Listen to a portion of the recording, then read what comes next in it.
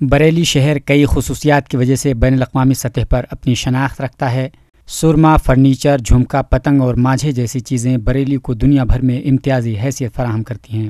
ان تمام خصوصیات کے علاوہ زردوزی جو بریلی کی ایک اہم مصنوعات میں شامل ہے، اس کی چمک روز بروز پھیکی پڑتی جا رہی ہے۔ پہلے پارٹیاں کا 2000 کارخانے دار تھے لگے ہوئے، تو اس وقت مشکل سے 300 ساڑھے 300 کارخانے دار اپنا ہی کام کر رہے ہیں، اور اس میں بھی یہ اچھا کام جو ہے جس میں مطلب زردوزی بھی ہے، وہ تو تھوڑا بہت پنجاب سے آ رہا ہے۔ باقی یہ وہ جو آری والا کام ہے یہ اس وقت کافی ہلکا ہے۔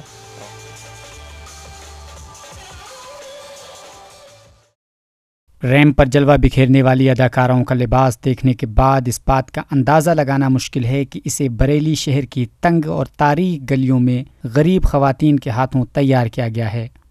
بریلی کی تنگ اور بے ترتیب گلیوں میں تیار ہونے والے زردوزی ڈیزائن کے کپڑے مقامی خواتین کی رات اور دن کی سخت محنت کا نتیجہ ہیں۔ ضلع بریلی کے 70% مسلمان زردوزی کے کاروبار سے منسلک ہیں۔ ایک تخمینے کے مطابق ضلع میں تقریباً 8.5 لاکھ سے زائد دستکاروں کی روزی روٹی کا انحصار زردوزی کے کاروبار پر ہے۔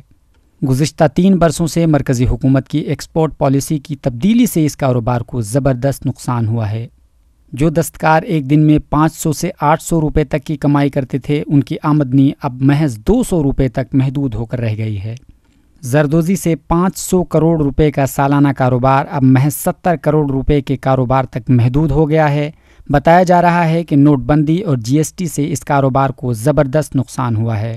پہلے نوٹ بندی سے دقت آئی بہت زیادہ کاریگروں میں، اس کے بعد GST نے سمجھے دھندا پانی سارا بند ہو گیا ہے۔